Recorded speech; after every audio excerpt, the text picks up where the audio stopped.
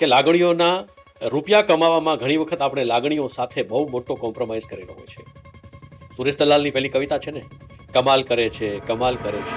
ઇન્ડિયામાં પુરુષ હોવું છે ને એ પણ એક અભિશાપ છે. કારણ કે નાનપણમાં તમે છોકરા હો તો તમને શીખવાડો કે રડાય નહીં, આમ ના કરે, જવાબદારી લેવી જોઈએ, ના કરવી જોઈએ, તે કરવી જોઈએ. શું છે આની અંદર? આની અંદર છે શું કે રિટાયર થવાનું, આ છે ફેમિલી સાથે ટાઈમ કાઢવાનો. પણ મેં જે મારા ફાધરનું રિટાયરમેન્ટ એજ આવ્યું હતું તો મેં જોયું કે 1 દિવસ, 2 દિવસ, 3 દિવસ ધીરે ધીરે કરતા એમાં એક ખાસ પ્રકારનું ફ્રસ્ટ્રેશન આવવાનું શરૂ થઈ ગયું. અને ફ્રસ્ટ્રેશનનું પરિણામ શું આવ્યું કે પરેશભાઈ પછી ઘરના લોકોને એ સૂચના આપતા થયા. પણ એક ફાધરને જઈને આઈ લવ યુ કહેવું અને ફાધર આપણને આઈ લવ યુ કહે એ બહુ અલગ વિષય થઈ જતો હોય છે. ઘણી વખતે આપણે કહી દઈએ ફાધર એટલે પપ્પા કે આઈ લવ યુ, આપણા ફાધર શું કે હા હા લવ યુ જા. આપણે જ્યારે વાત કરી હતા, જ્યારે આ પોડકાસ્ટ માટે વાત કરી હતી, તમે 2 એક્ઝામ્પલ શેર કર્યા હતા. એ એક્ઝામ્પલ વિશે જે આંખમાં પાણી લઈ દે એવા 2 વ્યક્તિ વિશે તમે વાત કરી હતી, એક રીટાબેન અને એક રીટાએ મને પ્રશ્ન પૂછ્યો, હે નીતિન, આપણી બેમાંથી પહેલા કોણ જશે? આ પ્રશ્ન મને તો બહુ આમ હલબલાવી નાખ્યો.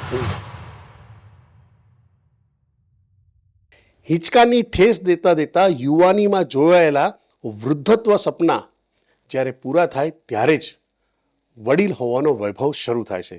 આ શબ્દો મારા નથી, આ શબ્દો શ્રી પરેશ ભટ્ટજીના છે, જેમણે એક બહુ જ સરસ બુક લખી છે. પણ આજનો વિડીયો આ બુકની ચર્ચા કરવા માટે નથી, પણ આ બુકથી શું શું ફાયદા થઈ શકે છે અને આ બુક કેમ લખવામાં આવી, કેમ આ જરૂરી છે અને એનાથી કોર્પોરેટને શું ફાયદો થઈ શકે છે, આ બધી વસ્તુ આપણે આજના પોડકાસ્ટમાં આવરી લેવાના છે.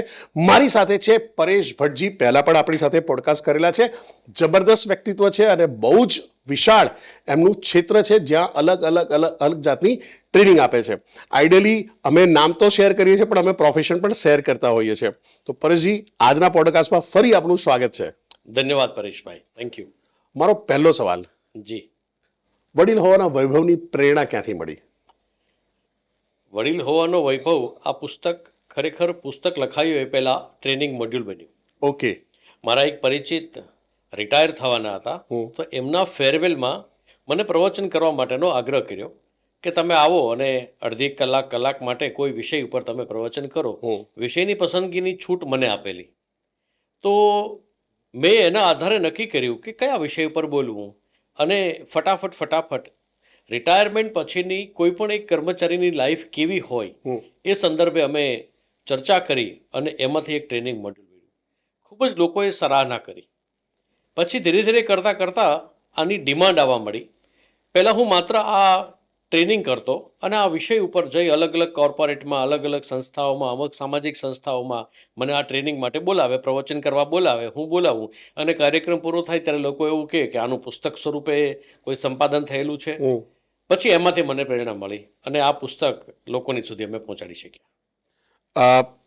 પુસ્તકની વાત કરીએ જ્યાં છે કે પુસ્તકની એક પોતાની એક શબ્દાવલી હોય છે જે સેટ થતી હોય છે અને જ્યારે આપણે ટ્રેનિંગ આપતા હોય છે તો એક અલગ થઈ જતું હોય છે. તો પહેલું આપણે વાત કરીએ કે આની અંદર શું છે, આનો સબ્જેક્ટ શું છે, આપણે પોસ્ટ રિટાયરમેન્ટ આને સમજવું કેમ જરૂરી છે? જુઓ પરેશભાઈ, વાત એવી છે કે કોઈ પણ કર્મચારી હોય એ જ્યાં સુધી કામ કરે છે ત્યાં સુધી તો એની પાસે સમય ખૂટે છે, પરંતુ જેવો રિટાયર્ડ થાય છે એટલે બીજા દિવસથી જ હવે શું આ પ્રશ્ન એના મનની અંદર સતાવતો હોય છે. એક્ઝેક્ટલી. આપણે માની લો કે અહીંથી મુંબઈ જવું હોય ને તો એટલીસ્ટ 4-5 કલાક અગાઉ તૈયારી કરીએ કે એરપોર્ટ ઉપર પહોંચવાના, ત્યાં મુંબઈ પહોંચીને પછી આપણે કેવી રીતે કઈ ટેક્સી ક્યાં જવું છે, બધું જ આપણા મનમાં એક પ્લાનિંગ હોય. જો 1 દિવસ કે 2 દિવસની ટૂર માટે પણ જો આપણે જતા હોઈએ ને તૈયારી કરતા હોઈએ તો રિટાયરમેન્ટ પછીની તૈયારી મને એમ લાગે છે કે 1-8 વર્ષ પહેલાં શરૂ થઈ જવી જોઈએ. મને એવું લાગે છે આને છે ને લોકો ગ્રાન્ટેડ લેતા હોય છે કે શું છે આની અંદર, આની અંદર છે શું કે રિટાયર થવાનું, આ છે ફેમિલી સાથે ટાઈમ કાઢવાનો. પણ મેં જે મારા ફાધરનું રિટાયરમેન્ટ એજ આવ્યું હતું તો મેં જોયું કે એક અજીબ કટપટ વધી જાય. કારણ કે જ્યારે આ માણસ સવારે 9થી સાંજના 6 કે 7 વાગ્યા સુધી ઘરમાં ના રહેતો હોય અને અચાનક રહેતો થાય તો પછી થાય આ કેમ આવું છે, પેલું કેમ આવું છે, આ કેમ પેલું છે, બહુ સહજ છે, ઘણું બધું થવાનું ચાલુ થતું હોય. અને કશે ને કશે એમને હવે એક જે કંપની સાથે એડજસ્ટ કરીને કામ કરી શકતા હતા, ડિસિપ્લિન સાથે કામ કરી શકતા હતા, એ કદાચ એમની ફેમિલી સાથે ડિસિપ્લિનમાં નથી આવી શકતા અથવા ફેમિલીને વધારે પડતા ડિસિપ્લિનમાં લાવવા માંગે છે. કાં તો ઘરની અંદર કંપની નાખવા માંગે છે અથવા કંપનીને જ ઘર બનાવવા માંગે છે. જે પણ હોય એ કન્ડિશનની અંદર શું થાય છે કે એક જે કહેવાય ને કે ઘરની અંદર એક વાતાવરણ ગરમ થવાનું ચાલુ થઈ જાય છે. હું આપને એક ઉદાહરણ આપું. સરકારના એક ક્લાસ 1 ઓફિસર રિટાયર્ડ થયા. જ્યાં સુધી સાહેબ નોકરી પર હતા ત્યાં સુધી તો એક સિગ્નેચરથી ઘણા બધા લોકોના જીવન ઉપર, કાર્યશૈલી ઉપર એક ફેરફાર લાવી શકે એવા પાવર્સ.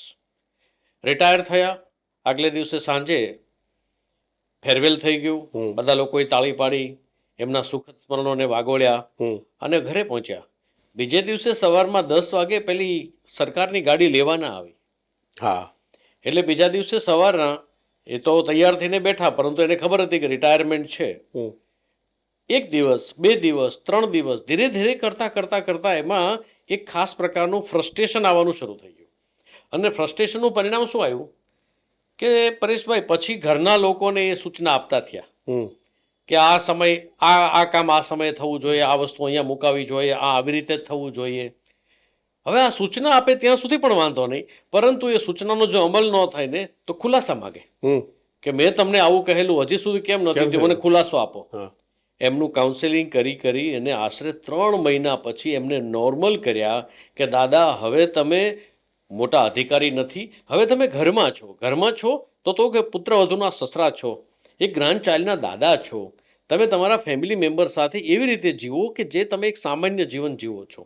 પરંતુ પહેલાં મગજની અંદર જે પેલું સરકારીપણે હતું ને એ બહાર કાઢવું એ ખૂબ જ મુશ્કેલ પડ્યું. આવું કોર્પોરેટમાં પણ થાય છે, એવું નથી કે માત્ર સરકારમાં થાય છે. પરંતુ હું હંમેશા એક એવો આગ્રહી રહ્યો છું કે રિટાયરમેન્ટની તૈયારી 1 વર્ષ પહેલાં શરૂ થઈ જવી જોઈએ. અને ઈશ્વરની કૃપાથી ઘણી બધી કંપનીઓમાં 1 વર્ષ અગાઉ, એટલે કે એપ્રિલ મહિનામાં આખા વર્ષ દરમિયાન જે રિટાયર્ડ થવાના હોય એ ફાઇનાન્શિયલ યરના લોકોની યાદી બનાવવામાં આવે, એમને એમના લગ્ન જીવન સાથી સાથે પણ બોલાવવામાં આવે અને એ લોકોને આખા વર્ષ દરમિયાન ધીરે ધીરે મેન્ટલી પ્રિપરેશન થાય એવા પર્પઝથી અમારી આ ટ્રેનિંગ પણ હવે લોકો કરતા થયા છે. કોર્પોરેટે હવે આ વિચારધારાને સ્વીકાર કર્યો છે.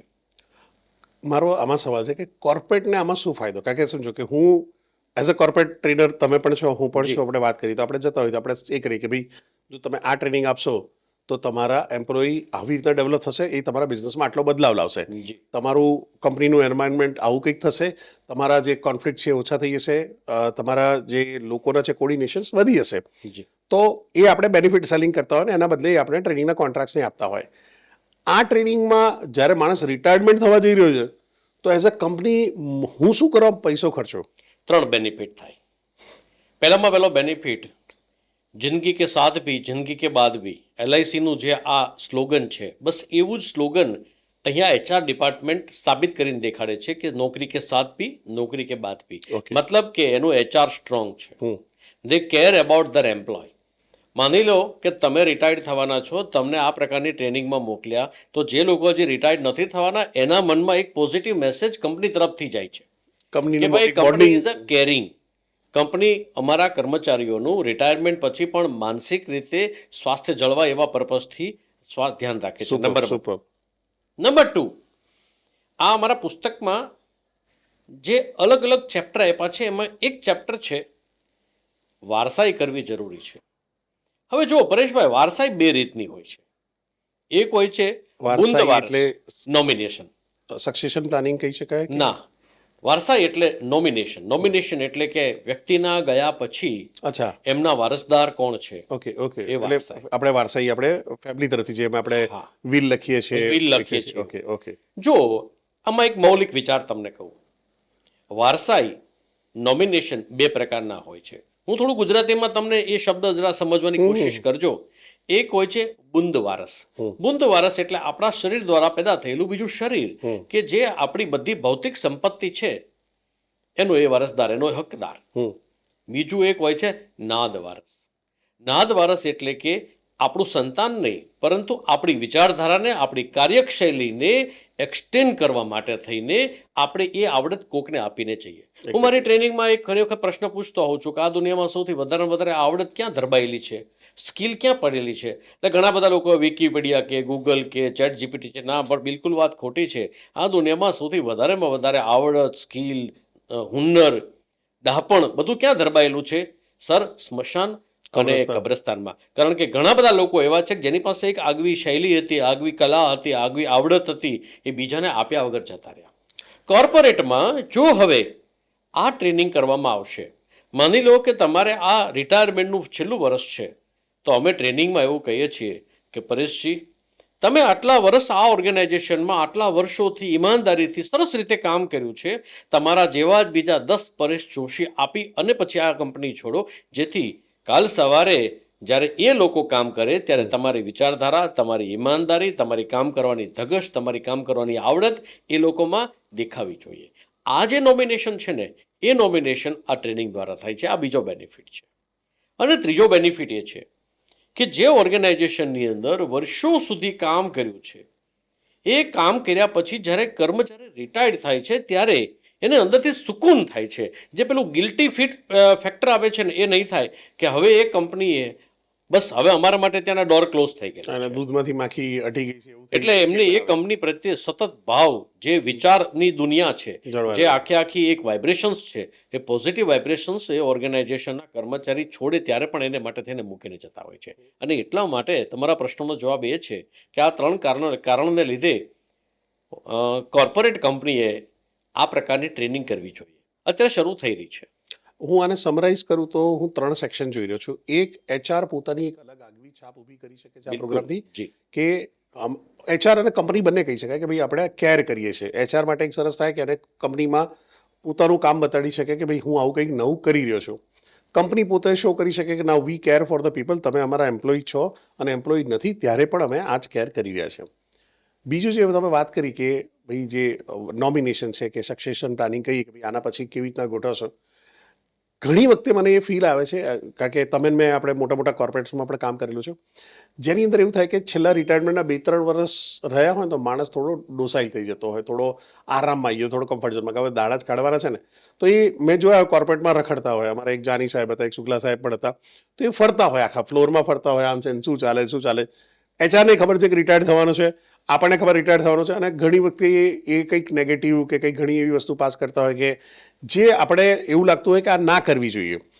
અને એચઆર જો એમનો યુટિલાઇઝેશન કરવા માંગતો હોય તો ત્યાં એમની જે આટલા વર્ષોથી જે અનુભવ રહ્યો છે, એમણે કેવી રીતના આ ઓર્ગેનાઇઝેશનની જોડે કામ કર્યું છે, શું ડૂઝ અને શું ડોન્ટ્સ રહે છે, એમને એ છેલ્લા 2 વર્ષ માટે યુઝ કરે, એ લોકોને પોતાના ટ્રેન્ડ કરવા માટે, એ લોકોને પોતાનું માનસિક જે વિકાસ કરવા માટે છે, અથવા આગળના ફ્યુચરમાં લઈને શું પ્રિકોશન્સ રાખવા જોઈએ, એ એમની જે વિઝડમ છે એનો ઉપયોગ કરવો જોઈએ, એ કરી શકે. બિલકુલ.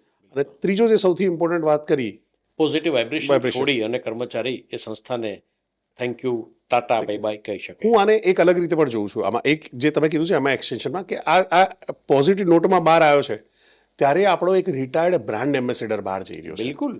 એટલે તમે જ્યારે બહાર પણ પબ્લિકમાં જ્યારે ડીલ કરી છો તો તમે ત્યાં ગર્વ સાથે કહો છો હું ફલાણી કંપનીમાં હતો, કામ કરતો હતો, બહુ સરસ કંપની હતી. એ તમારો રિટાયર્ડ બ્રાન્ડ એમ્બેસેડર છે. જો તમારી એક મોટી કંપની છે અને દર વર્ષે 25-50 લોકો પણ બહાર થઈ રહ્યા છે અને કોઈ એને પૂછે છે કે ભાઈ કઈ કંપનીમાં જવાય, આ કંપની જવાય કે ના જવાય, તો કે 100% જવાય, મેં આખું ઘડપણ ત્યાં કાઢ્યું છે, હું રિટાયર્ડ ત્યાંથી થયો છું. તો એ વસ્તુને ઓર ગર્વ સાથે કહે છે. એ કહેતો જ હશે, પણ જે છેલ્લી ઘડીનું જે છેલ્લું એને સ્મરણ, જે કહેવાય ને કે એક્સ્ટ્રીમ ઇમોશન તમે આપીને છોડી રહ્યા છો, ત્યાં એ એક્સ્ટ્રીમ ઇમોશનને સ્ટ્રોંગલી કેરી કરશે અને છેક સુધી કરશે. બિલકુલ. હવે આપણે આ જે છે કોર્પોરેટની ટ્રેનિંગની વાત કરી, તો આનું શિડ્યુલ કેવું છે, કેટલા કલાકનું હોય છે? ના, આ તો 3 થી 3.5 કલાકનું એક સેશન હોય છે, અને એ સેશન બહુ પ્રોડક્ટિવ હોય છે. લોકોને ઓર્ગેનાઇઝેશન પ્રત્યે આવનારા સમયની અંદર જે કોઈ એમ્પ્લોયને જે શીખવવાનું છે એના સંદર્ભમાં ઘણી બધી ચર્ચા કરી લેતા હોય છે અને ઘણું બધું આપીને જતા હોય છે. એટલે 3.5 કલાકમાં આ લગભગ સેશન પૂરું થતું હોય છે અને લોકો ખૂબ આને સ્વીકાર કરે છે. એટલે આપણે રિટાયરમેન્ટના કેટલા વર્ષ બાકી હોય ત્યારે એવા લોકોને આપણે આવરી લઈએ? Almost 1 year. 1 યર. હા, એટલે નોર્મલી કંપનીએ એવું કરવું જોઈએ કે માર્ચ મહિનામાં કે એપ્રિલમાં નવું ફાઇનાન્શિયલ યર શરૂ થાય ત્યારે during this coming financial year જેટલા લોકો રિટાયર્ડ થવાના હોય એમની એક યાદી બને અને એ યાદી મુજબ એ લોકોને વર્ષ દરમિયાન કોઈ પણ 1 મહિનાની અંદર ભેગા કરે અને બને તો એમના જીવનસાથીની સાથે બોલાવવામાં આવે, એમને એમની પણ પોતાની લાગણીઓ વ્યક્ત કરવાનો એક સરસ મજાનો મોકો મળે અને ખૂબ સરસ રીતે એ લોકો ગ્રેસફુલી રિટાયર્ડ થતા હોય છે. એચઆર મેનેજરના કામમાં તમે જે વાત કરીને એમાં થોડું હું એડ કરું. એચઆર મેનેજરનું કામ એ છે જેને આપણે RRR કહીએ છીએ, ક્વોલિટી રિક્રુટમેન્ટ કરવાનું, પ્રોડક્ટિવ એમ્પ્લોયને રિટેન કરવાનો અને જે લોકો સારા છે એને ગ્રેસફુલી રિટાયર કરવાનો. આ ગ્રેસફુલ રિટાયરમેન્ટની એક પ્રક્રિયા છે જે હવે HR ડિપાર્ટમેન્ટ એડોપ્ટ કરશે તો એમની પણ એક ક્રેડિબિલિટી જબરજસ્ત રીતે વધી શકશે. કારણ કે અત્યારે ઘણી વખત એવું મેં જોયું છે જે બધામાં કોમન નથી હોતું પણ અપવાદને જો બાદ કરતા HR ડિપાર્ટમેન્ટનું કામ શું છે તો કે HRનું હાજરી પૂરવાની છે, એપ્રેઝલ આપવાનું છે અને ખાસ કરીને રિક્રુટમેન્ટ માટે થઈને પ્લેસમેન્ટ કન્સલ્ટન્સી દ્વારા સારા લોકોને બોલાવવાના હોય છે. પરંતુ એ સિવાય પણ HR ડિપાર્ટમેન્ટ આવા પોઝિટિવ ઇનિશિયેટિવ લઈને લોકોની અંદર એક સારા માહોલનું સર્જન પણ કરી શકતા હોય છે. અને એ અંદર હું જે જોઈ રહ્યો છું કે HR એ તૈયારી એમના કરવામાં મદદ કરે છે કે જે એ પોસ્ટ રિટાયરમેન્ટ જે એના લાઈફમાં ચેન્જીસ આવવાના છે, જે એક વેક્યુમ ઊભું થવાનું છે, જે એક શૂન્ય અવકાશ ઊભું થવાનું છે, એના માટે તૈયારી કરે. અને એના માટે કંઈક તમે જોશો ને કે ઇવન ઇન્ડિયન આર્મી આજની તારીખમાં એ કરે છે કે લોકો જે રિટાયર્ડ થઈને જાય છે અથવા જે લોકો શોર્ટ સર્વિસ કમિશનથી બહાર આવે છે અને એમને જ્યારે કોર્પોરેટમાં આવીને કંઈ કામ કરવું છે તો એ લોકો મિસમેચ થઈ જતા હોય છે. હા, બિલકુલ. કારણ કે એમના મગજમાં એ સ્ટ્રોંગ ડિસિપ્લિન, એ સ્ટ્રોંગ એક્શન કે એકવાર કહી દીધું એટલે બીજી વાર કહેવાની જરૂર ના પડે. આપણે કીધું કે ખાડો ખોદાઈ જવો ખોડાઈ જ ગયો હોય, 2 ફૂટનો હોય તો 2 ફૂટનો જ હોવો જોઈએ. જ્યારે કોર્પોરેટમાં આપણે વારે ઘડી એટલે ખોદાયો, અરે ખાડો થયો, અરે પેલું કર્યું, એ આપણે વારે ઘડી રિમાઇન્ડ કરતા હોય છે. તો કશે ને કશે એ પણ એડજસ્ટ નથી થતા. તો આર્મીએ પણ આ ટ્રેનિંગ શરૂ કરેલી છે. એટલે મારા જે અંકલ હતા એ બ્રિગેડિયર હતા. બ્રિગેડિયર લેવલ ઉપર તો એ જ્યારે બહાર આવે ત્યારે સુપર ડુપર ફ્રસ્ટ્રેટેડ હતા કે એ ભડકી જાય, લોકોને આમ આડાવડા વ્હીકલ ચલાવતા જો. કારણ કે ત્યાં સુધી આર્મી એરિયામાં જ બધું કામ કર્યું હતું, દુનિયા બોર્ડરની અંદર એમાં જ કામ કર્યું છે, એટલે દુનિયા સાથે તાલમેલ હતો જ નહીં. હવે એ અકળાય છે કે રોડમાં આવી રીતના કેવી રીતે ચલાવી શકે છે, આવી રીતના પાર્કિંગ ક્યાં કરી શકે. એમના ઘણા કોન્ફ્લિક્ટ ઊભા થતા હોય છે. આવું જ મને એ લાગે છે કે કોન્ફ્લિક્ટનો ઝોન છે એ પોસ્ટ રિટાયરમેન્ટ લોકો ઊભો થઈ જતો હોય છે. 3 પ્રકારના ફેરફાર આવે જે આખે ચેન્જ આવે ને 3 પ્રકારના. પહેલો ફેરફાર એ આવે કે એમના ઘરના લોકોને એ વ્યક્તિને જોવાનો એક દ્રષ્ટિકોણ બદલાઈ જાય કે દાદા પપ્પા હવે રિટાયર્ડ છે એટલે કુટુંબની અંદર જે સોર્સ ઓફ ઇન્કમ જે હતી એ સોર્સ ઓફ ઇન્કમને બદલે હવે એમની પાસેથી કોઈ ઇન્કમ છે નહીં એવું સમજીને કુટુંબના લોકોનો એમનો જોવાનો દ્રષ્ટિકોણ બદલાય. નંબર 1. નંબર 2, એમની જે આપણે કહીએ છીએ ને ગોલ્ડન એરાનું જે એક સિન્ડ્રોમ હોય છે એ સિન્ડ્રોમ બહાર કાઢવો બહુ જરૂરી છે કે ત્યારે મોટી મોટી જે ઇવેન્ટ બની હતી એમાં હું હતો, મને CMDA સર્ટિફિકેટ આપેલું. તો એ જે ગોલ્ડન એરાનો જે સિન્ડ્રોમ છે ને એ સિન્ડ્રોમ એ વ્યક્તિને બહુ વધારે પ્રતાડિત કરે. કારણ કે એનો દુનિયાની જે પ્રજાનો ભૂતકાળ બહુ ભવ્ય હોય ને એનું વર્તમાન હંમેશા ખરાબ હોય અને એ વર્તમાનને સારું કરવા માટે થઈને એમાંથી બહાર લાવવા માટે આ પ્રકારનું કાઉન્સેલિંગ, આ પ્રકારની એક માનસિક તૈયારી કરતી હોય એ કરવી પડતી હોય છે. આ બીજો ફેરફાર. અને ત્રીજો ફેરફાર એ હોય છે કે એમની જે રિટાયરમેન્ટ પછીની જે પૈસા આવેલા છે, કોર્પસ આવેલું છે, આ કોર્પસને મેનેજ કરવું એ પણ બહુ મોટો પ્રશ્ન છે. ઘણી વખત મેં એવું જોયું છે કે માની લો કે તમે રિટાયર્ડ થવાના છો અને મને ખબર છે હું તમારા સગા છું કે પરેશભાઈને રિટાયરમેન્ટ પછી 50 લાખ રૂપિયા આવવાના છે. એટલે હું મેન્ટલી પ્રિપેર રહીશ કે એને 50 લાખ આવે એટલે હું ધીમે રહીને 2 લાખ 5 લાખ માગી લઈશ. અને સોશિયલી આપણું કનેક્શન એવું હોય કે તમે એ વખતે ના પાડી શકો. અને એના કારણે ઘણા બધા લોકોના રિટાયરમેન્ટ કોર્પસ ખરાબ થઈ ગયાના દાખલા મારી નજર સામે મેં જોયેલા છે.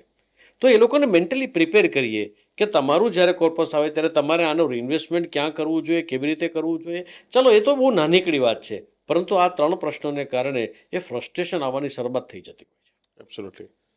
આ રિટાયરમેન્ટના જે કોર્પસની વાત કરું ને, હમણાં તમે જોતા હશો ને કે ઘણા જગ્યાએ કે સ્કેમ થઈ રહ્યા છે, ફ્રોડ થઈ રહ્યા છે. આમાં જે દર્શક મિત્રો છે એ પોતાના વડીલ જોડે આની ક્લિપ પણ હશે તો ક્લિપ પણ શેર કરજો, અમે ક્લિપ બનાવીશું. કે થતું શું હોય છે કે એક સારું એવું કોર્પસ આવી ગયું છે, 20 લાખ 25 લાખ 50 લાખનું એક કોર્પસ છે. છોકરાઓ પણ સ્ટેબલ છે, એટલે એવું નથી કે છોકરાઓને બહુ પૈસાની જરૂર છે, એવી કન્ડિશન છે, ત્યાં બેઠા છે. હવે થયું શું છે કે જેમ તમે કીધું કે ઉધાર માંગનારા રિક્વાયરમેન્ટ માટેના હોય છે, એવી રીતના એક ફ્રોડ લોકો પણ છે જે અમને ટાર્ગેટ કરીને બેઠા હોય છે.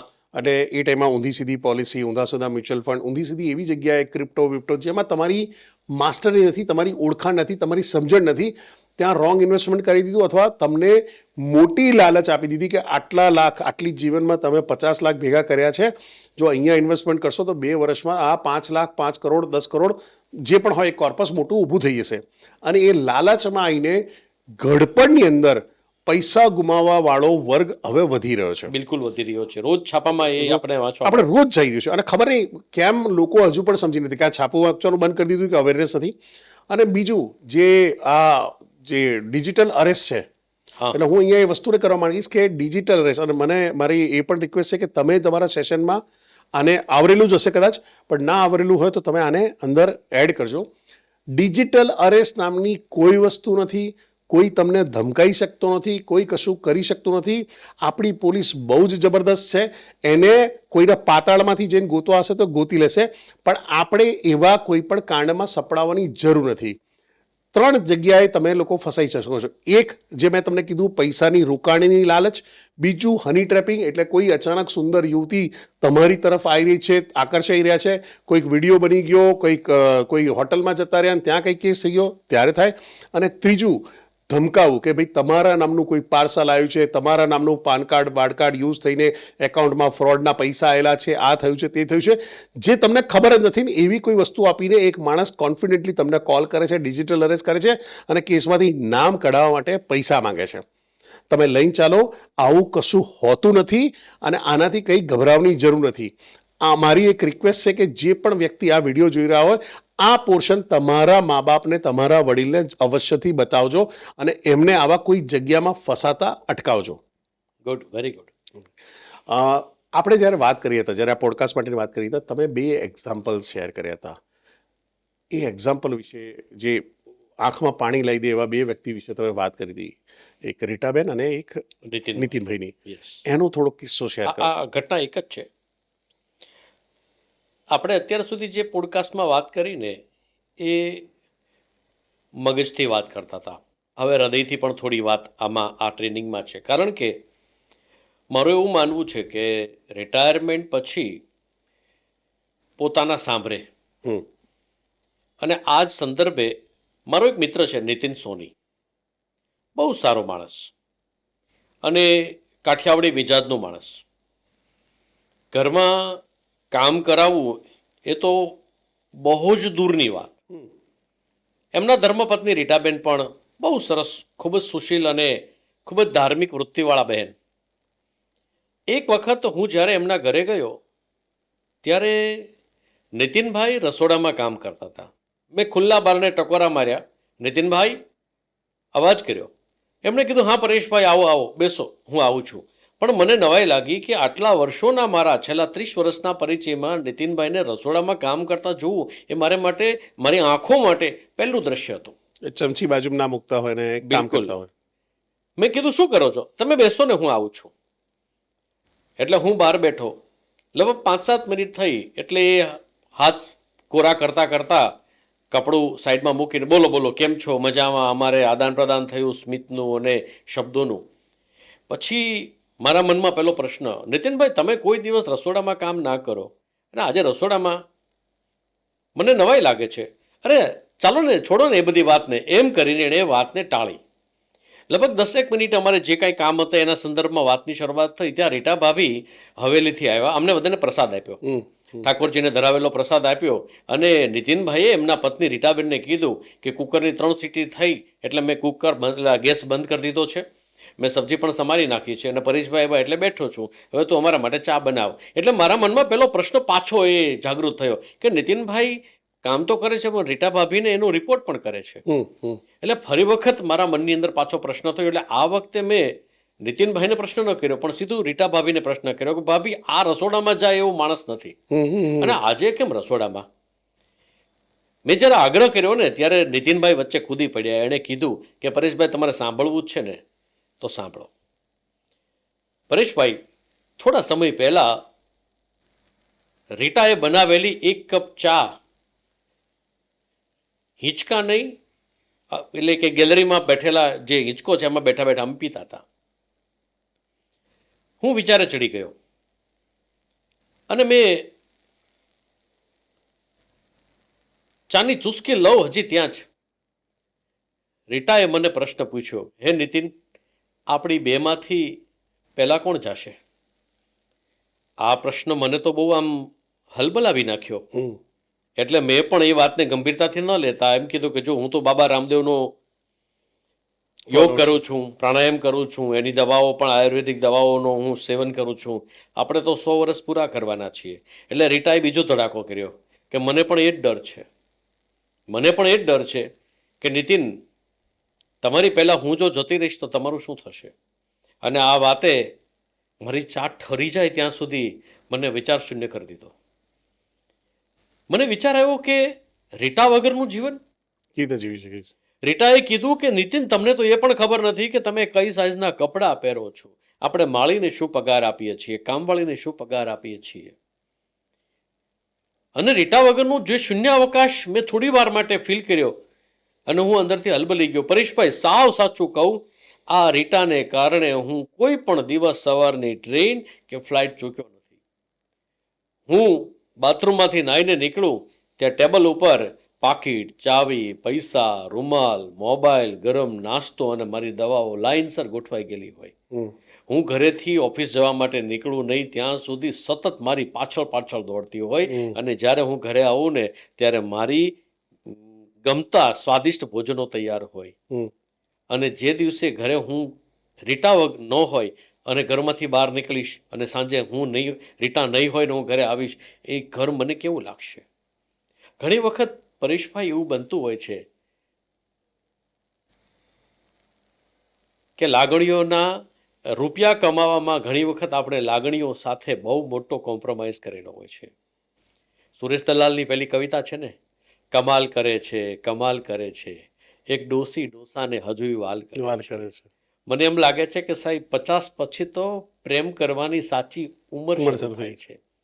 અને બસ તે દિવસથી અમે શરૂ કર્યું કે હું એના રસોડાનું કામ શીખીશ અને એ મારું શેર બજાર, એ મારું બેન્કિંગ, એ મારું કન્ટેન્ટ ડેવલપમેન્ટ, જે કોઈ કામ છે એ કરશે. પરેશભાઈ, જો ઘણી વખત આવું આપણા જીવનમાં બનતું હોય છે. સંતાનો ક્યારે મોટા થઈ જાય એ આપણને ખબર જ નથી હોતી. કારણ કે આપણે નોકરીની દોડાદોડીમાં, એ પ્રમોશનની દોડમાં, એ ઇન્ક્રીમેન્ટની દોડમાં ઘણી વખત આપણા લાગણીઓના રોકાણો ચૂકી જતા હોઈએ છીએ. પણ સંતાનો ક્યારે મોટા થાય ખબર જ નથી પડતી. એક બે મજબૂરી છે આની અંદર. એક તો તમારી ઉપર એટલી બધી જવાબદારી, એટલે શું કહેવાય કે ઇન્ડિયામાં પુરુષ હોવું છે ને એ પણ એક અભિશાપ છે. કારણ કે નાનપણમાં તમે છોકરા હો તો તમને શીખવાડો કે રડાય નહીં, આમ ના કરે, જવાબદારી લેવી જોઈએ, ના કરવી જોઈએ, તે કરવી જોઈએ. જેવા મોટા થયા હોય, તું શું કરીશ, તું આ લક્ષણ સાથે અમારું શું ધ્યાન રાખવાનું, પેલું શું કરવાનું, એટલે એક જવાની એની ટોચામાં જતી હોય. જેવું એનું કોલેજ વોલેજ પતી હોય ને જોબમાં લાગતો હોય તો હવે અને હજુ કોલેજ પતી શું કમાવાનો છે, કેવો લાગવાનો છે, એ કરવાનો છે, એટલે એને પરફોર્મન્સ એન્ઝાઇટી શરૂ થઈ જતી હોય. ભાઈ જલ્દી કર, લગ્ન કર, નોકરી નહીં કર તો લગ્ન નહીં થાય, આમ નહીં થાય, તેમ તે ગડો થઈશ. એટલે એ પાછા સોશિયલ પ્રેશર પાછા ચાલુ થાય. નોકરી કરીને લાગ્યો છે, એ કરે છે, વાઈફાઈ છે, હવે વાઈફાઈ છે, છોકરા છે, અને આખી એક ઘરેડ ચાલુ થઈ જાય જેની અંદર મારે બસ આ લોકોને પાડવાના, એ કરવાનું અને કમાવામાં. અને આ દરેક પુરુષ આની અંદર થયો. અને એ પરફોર્મન્સ એન્ઝાઇટીમાં, એ જાળવવામાં, એ લાઈફસ્ટાઈલ જાળવવામાં, એ કરવામાં એ માણસ ક્યારેક કઈ વખતે એવું થઈ જાય કે સંવેદના વિહીન થઈ જતો હોય છે અથવા એની જરૂરિયાત હોય છે. અને બીજું, એઝ અ મેલ આપણને કદાચ એક્સપ્રેશન કરતાં આવડતું જ નથી. એટલે તમારી તો વાત અલગ છે, કારણ કે મેં તમને જોયું કે તમે તમારા ફાધર સાથે કેટલું અટેચ રહેતા હતા. પણ એક ફાધરને જઈને આઈ લવ યુ કહેવું અને ફાધર આપણને આઈ લવ યુ કહે, એ બહુ અલગ વિષય થઈ જતો હોય છે. ઘણી વખતે આપણે કહી દઈએ કે ફાધર એટલે પપ્પાને કંઈક આઈ લવ યુ, આપણા ફાધર શું કહે, હા લવ યુ જા. એટલે એમને એ ખબર નથી કે લવ યુ બહુ દિલથી આવી રહ્યું છે, પણ એ કસેક અટકી રહ્યું હોય. એટલે આ એક તકલીફ રહે છે પુરુષોને, જે મારું પર્સનલી માનવું છે. એટલે તમે જે તમારો કિસ્સો કીધો ને, તો કઈ વખતે શું થાય કે મને એ અભિવ્યક્તિ, લાગણી તો છે તારા માટે, પણ એક અભિવ્યક્તિની અસર ખૂટે છે, એ કાયમ ને કાયમ રહી જતી હોય છે. આપણે બુકના છેલ્લા સ્ટેજ ઉપર આવીએ. તમે 11 વ્રત આમાં આવરેલા છે, તો એક ક્વિકલી આ 11 વ્રતને તમે શેર કરો. જો આ બુકની પ્રસ્તાવનામાં મેં લખ્યું છે કે આ પુસ્તક છે ને એ લાગણી સભર નથી. નો ડાઉટ 1-2 ચેપ્ટર્સ એવા છે કે જે અંદરથી એક ઉઘાડ આપી જાય છે, પરંતુ જેમ ગાંધીજીએ આપણને 11 મહાવ્રતો આપ્યા, એવા જ 11 મહાવ્રતો મેં વડીલો માટે આપ્યા છે કે જો આટલું ધ્યાન રાખશું ને તો આપણે આપણું વડીલાત એટલે કે વડીલ જેવો વૈભવ ભોગવી શકશું. હું એવું સ્પષ્ટપણે માનું છું કે રિટાયરમેન્ટ પછી કેમ જિંદગી જીવવી એની તૈયારી બધા જ લોકોએ આફ્ટર ધ એજ ઓફ 55 કરવી જોઈએ. નહીંતર શું થશે, સમાજમાં આપણે અનવોન્ટેડ એલિમેન્ટ બનવાની તૈયારી તરફ એ ધીરે ધીરે કરતા શરૂ થઈ જશું. પરેશભાઈ, મને એવું લાગે છે કે આ જે 11 મહાવ્રતો મેં આપ્યા છે ને, એનું જો ચુસ્તપણે પાલન કોઈ પણ માણસ 55 વર્ષની એજ પછી જો શરૂ કરી દે તો પોતાની અંદરનો વૈભવ છે ને એ બરકરાર રહેવાનો છે. ઘણી વખત એવું બનતું હોય છે કે કથાકારો અને કલાકારો જે કોઈ હોય છે એમને બે સોફ્ટ વિષય મળે. એક હોય છે દીકરી અને બીજી હોય છે મા બાપ. શિવરંગની રાગ વગાડે બેકગ્રાઉન્ડની અંદર અને આગળથી ભૂલો ભલે બીજું બધું મા બાપને ભૂલશો નહીં, લોકો પબ્લિક રડે.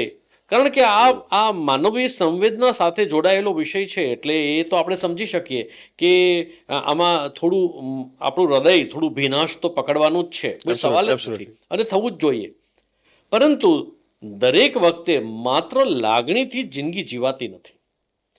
તો આમાં જે 11 મહાવ્રતો આપ્યા છે એ 11 મહાવ્રતોના થોડાક મહાવ્રતો અહીંયા શેર કરીશ. બાકી તો આપણે જ્યારે પણ ભવિષ્યમાં ક્યારેય મળવાનું થશે ત્યારે એ સંદર્ભે હું મારા ઓડિયન્સની સાથે ચર્ચા કરીશ. પરંતુ સૌથી પહેલું છે વધારાનો બોજો છોડી દો.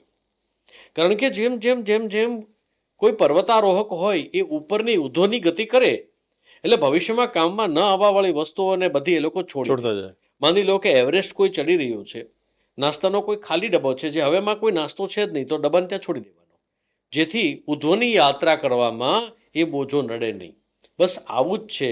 ભૂતકાળમાં થયેલી આપણી પ્રશસ્તિ, ભૂતકાળમાં થયેલા આપણા પસ્તાવા, આ બધાને છોડી અને ઉધોની યાત્રા શરૂ કરવી જોઈએ. નંબર 1.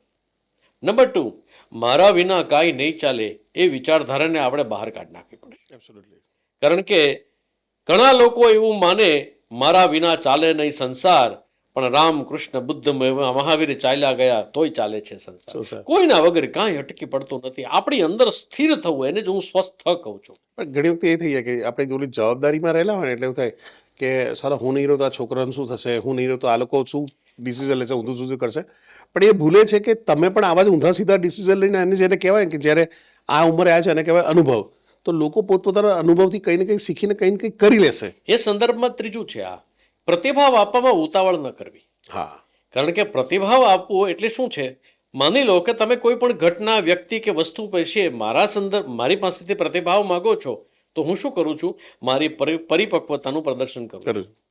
મારામાં જેટલી મેચ્યોરિટી હશે, મારામાં જેટલી પરિપક્વતા હશે એ મુજબ એ ઘટનાને, વસ્તુને કે વ્યક્તિને મૂલવી અને હું રજૂઆત કરીશ. જ્યારે રિસ્પોન્સ આપવામાં એટલે કે પ્રતિભાવ આપવામાં ઉતાવળ ન કરીએ ત્યારે શું થાય, ત્યારે આપણી અંદર રહેલી ઠાવકાઈ અને આપણી અંદર રહેલું માન સન્માન આપણે પોતે જાળવી શકીએ છીએ. સાથે સાથે એ પણ ખરું કે 55ની એજ પછી જેટલી ફાઇનાન્શિયલ તમારી વેલ્થ બનાવવાની હતી એ બધી મોટા ભાગની બની ગઈ છે.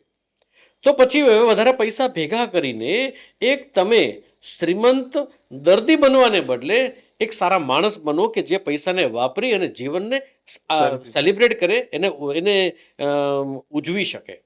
મેં એવા કેટલા બધા શ્રીમંત દર્દીઓને જોયા છે કે આખી જિંદગી પૈસો બચાવે અને છેલ્લે પછી એ પૈસાનો યુઝ ક્યાં થાય, તો કે હોસ્પિટલમાં થાય. શ્રીમંત દર્દી બનવાનું આમાં બને ત્યાં સુધી ન કરવું જોઈએ. એટલે આવા અલગ અલગ મહાવ્રતોનો અમે આમાં એક આવરી લેવામાં આવેલા છે. તમે જે છેલ્લું કીધું ને, હું હંમેશા કહેતો હોય કે જો તમે રિટાયરમેન્ટ સુધી તમે પોતાના ઉપર ધ્યાન ના આપ્યું ને તો તમારા પૈસાનું ધ્યાન ડૉક્ટર જ રાખવાનો છે. બિલકુલ. એટલે એ જ વસ્તુ છે કે જ્યારે તમે રિટાયરમેન્ટની એજમાં થયા છો, સરસ, એટલે ફિઝિકલ આપણે હેલ્થનું તો ધ્યાન રાખીએ, ફાઇનાન્શિયલ હેલ્થમાં હું હંમેશા લોકોને કહું છું કોઈ નવું ઇન્વેસ્ટમેન્ટ કરવાના ચક્કરમાં ના રહો. જે પૈસો છે તમે એ એજમાં છો જ્યાં તમે કદાચ હવે આવનારા આ પૈસાથી બીજા 20 વર્ષ તમારે તમારું જીવન કાઢવાનું છે. એટલે એ ડર બતાડીને લોકો તમને ખોટી જગ્યાએ ઇન્વેસ્ટમેન્ટ કરાવી નાખતા હોય છે, તમારો ફાયદો ઉઠાવી લેતા હોય છે. તો આનાથી બચો. જેટલો આનો બચાવ થશે, ફાઇનાન્શિયલ હેલ્થ અને ફિઝિકલ હેલ્થનો બચાવ કરશો, એટલું જ જિંદગી બહુ સારી અને ઇઝી રહેવાની છે. પરેશભાઈ, તમારી સાથે આના ઉપર વાત કરીને બહુ જ મજા આવી અને આગળ પણ આના ઉપર આપણે વાતચીત કરતા રહીશું. અને આઈ એમ શ્યોર દર્શક મિત્રો તમને પણ આ વસ્તુ ગમી હશે. અને જો તમે પણ કોઈ કોર્પોરેટમાં HR સાથે સંકળાયેલા હોય, તમારી પોતાની કોઈ કંપની હોય અને તમને લાગતું હોય કે આવું એક સેશન કરવું છે, તો પરેશ ભટ્ટજીનો સંપર્ક કરો. ડિસ્ક્રિપ્શનની અંદર હું એમનો કોન્ટેક્ટ ડિટેલ છોડી દઈશ. તમે ડાયરેક્ટલી એમને કોન્ટેક્ટ કરી શકો છો અને આ ટ્રેનિંગનો લાભ તમારા રિટાયર્ડ થનારા જે એમ્પ્લોય છે જેણે તમારી સાથે એક જિંદગી કાઢી છે એને પણ તમે પહોંચાડી શકો છો અને તમે કહી શકો છો I care for you. With that પરેશભાઈ thank you very much. Thank you મળતા વેરી રહીશું. મચ.